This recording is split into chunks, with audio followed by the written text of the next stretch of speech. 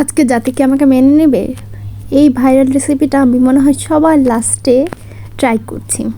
আইটেমগুলো দেখে নিশ্চয়ই সবাই বুঝে গিয়েছে, এটা হলো ডিমের পিনিক, একটা ডিম সেদ্ধ, সাথে চাটনি আর কিছুটা পেঁয়াজ আর শুকনো মরিচ দিয়ে কিন্তু এই জিনিসটা বানাতে হয়। আর কিছুটা লেবু হলে ভালো ছিল, বাট আমার বাসায় লেবু নেই, মনে হয় না ঈদের আগে লেবু আনতে পারবো, যেই পরিমাণ দাম লেবুর। তো যেটা আমার ক্রয় ক্ষমতার মধ্যে আছে সেগুলো দিয়ে আমি করে ফেললাম আজকের এই মজার রেসিপিটা। জানি না খেতে কেমন হবে, তারপরও ট্রাই করলাম।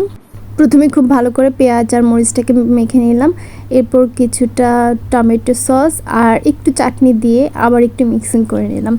দেখতে তো খুব লোভনীয় হয়েছে, খেতে কেমন হয়েছে জানি না। তারপর আমি আর একটু টেস্ট করে দেখলাম লবণ কম লাগছে, একটু বেশি সুইট লাগছে, আচারটা মানে একটু বেশি মিষ্টি, এই জন্যই আসলে লেবুটা দিলে বেশি ভালো লাগতো, একটু পিনিক পিনিক একটা ফিল পাওয়া যেত। লেবুর বদলে চাইলে তেঁতুলের পাল্পও দেওয়া যেতে পারে।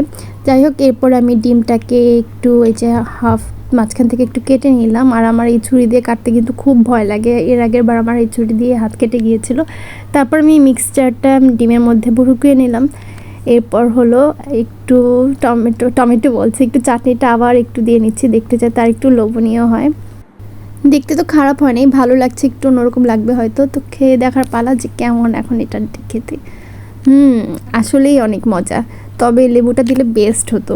আপনারা ট্রাই করতে পারেন, জানি অনেকে ট্রাই করে ফেলেছেন, আমি হয়তো লাস্ট পাবলিক, ঠিক না?